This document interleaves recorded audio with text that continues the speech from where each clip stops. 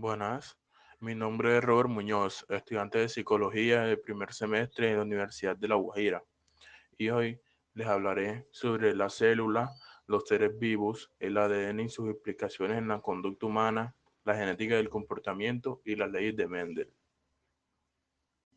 La célula.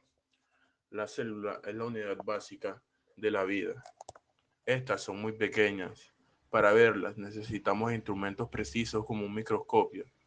Las células son las unidades más pequeñas que forman un ser vivo y como los seres vivos realizan también las tres funciones vitales: reproducción, relación y nutrición. Las formas de las células también son muy variadas. A pesar de su distinción, todas las células tienen una membrana celular que está alrededor, que envuelve y delimita. También tienen citoplasma, que está dentro de la membrana celular. El citoplasma es acuoso, tiene agua, buenos líquidos y componentes celulares u organulos que están dentro de él. Hay dos tipos de células: células con núcleo, que son las eucariotas, y células sin núcleo, que son las procariotas. Las células con núcleo son las mayores que las otras. Existen también las células vegetales y células animales. Las células vegetales son las que están en las plantas y tienen una pared celular y cloroplastos. La pared celular que tienen es rígida y de celulosa. Los cloroplastos presentan y tienen clorofila. Las células animal, estas tienen en el citoplasma una pared de centriolos. También existen dos tipos de organismos: organismos unicelulares, que están formados por una única célula, y organismos pluricelulares, que están formados por varias células. Estas células se agrupan en tejidos y los tejidos forman órganos, como los pulmones, y como sabemos, varios órganos forman un sistema, como el sistema respiratorio o el sistema circulatorio. Los seres vivos. Un ser vivo es un organismo de alta complejidad que nace, crece, alcanza la capacidad para reproducirse y muere. Estos organismos están formados por una gran cantidad de átomos y de moléculas que constituyen un sistema dotado de organización y en constante relación con el entorno.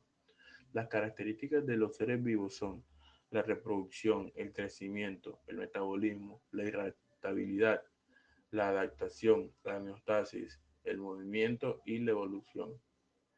Toda persona es capaz de reconocer ciertas características comunes que reúnen bajo noción de ser vivo a un hombre, a un insecto y a una planta. Y es capaz también de diferenciarlo de lo no vivo. Pregunta: ¿cuáles son esas características comunes propias del mundo viviente, aunque reconocibles? En resumen, las principales características de los seres vivos son que intercambian materia, energía e información con el medio externo. Esto se le llama metabolismo. Otra sería que mantiene en el medio interno estable dentro de ciertos límites. Esto se llama la homeostasis. Y también tienen capacidad de reproducirse. Si bien los seres vivos comparten muchas características, existen en una gran diversidad de formas, y esto es consecuencia del proceso evolutivo. Compartimos este planeta con más de 20 millones de especies diferentes de organismos enormemente diversos en la organización de sus cuerpos, en sus patrones de reproducción, de crecimiento y desarrollo, y en su comportamiento. El ADN y sus implicaciones en la conducta humana. Esta aporta nueva información sobre la influencia genética en la personalidad, capacidades cognitivas y psicopatológicas. Existe un desarrollo donde se encuentran estudios de factores en la genética, psicopatologías como la esquizofrenia, diferencias genéticas en el CI de negros y blancos, es decir, se evidencia el papel de la herencia en la conducta humana. La función principal del ADN es codificar y regular la producción de proteínas. Su relación con la conducta humana podría verse cuando el ADN debe copiarse a sí mismo con totalidad fidelidad, incluyendo su reproducción en los gametos, de manera que pueda realizarse la transmisión hereditaria de su información, y algunos cálculos sugieren que la fidelidad y exactitud en la replicación del ADN es tal que apenas registra un error por cada 1.000 millones de bases. A estos errores se les llama mutaciones. Las mutaciones son las causas últimas de variación genética entre individuos de una misma especie. El genotipo representa características del ser, ocupando también un lugar específico en los cromosomas, también los alelos dominantes y recesivos que caracterizan al individuo. El fenotipo se encarga de construir aspectos morfofisiológicos, bioquímicos y psicológicos.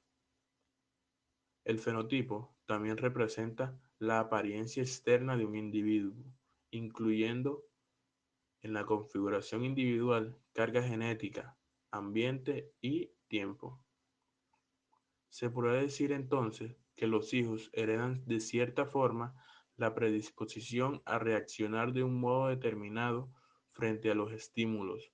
También se ve un desarrollo de procesos psíquicos en el sujeto y una conformación reactiva de un individuo, o sea, el aspecto espontáneo de, de su personalidad, y que las reacciones tienen origen biológico. Genética del comportamiento y leyes de Mendel. La genética del comportamiento estudia la variación y la transmisión de rasgos o características de una generación a otra, influenciada por la herencia. Como ya les venía diciendo, la conducta o comportamiento está influenciada en cierta parte por lo heredado de nuestros padres, pero también por el ambiente. Entonces nuestro comportamiento más bien sería una suma de las dos. Mendel propuso unas leyes que son los principios que establecen cómo ocurre la herencia, es decir, el proceso de transmisión de las características de los padres a los hijos. Primera ley. La primera ley establece que cuando se cruzan dos individuos de razas puras, homocigotos, la primera generación filial, heterocigotos, será igual entre ellos, fenotipos y genotipos. Y además, sobresaldría el rasgo fenotípico de uno de los progenitores, genotipo dominante. Las razas puras están compuestas por alelos, versión específica del gen, que determina su característica sobresaliente. La segunda ley consiste en que del cruce de dos individuos de la primera generación filial tendrá lugar una segunda generación filial en la cual reaparecerá el fenotipo y genotipo del individuo recesivo, resultando lo siguiente. Es decir, el carácter recesivo permanecerá oculto en una proporción de 1 a 4. La tercera ley consiste en establecer que hay rasgos que se pueden heredar de manera independiente.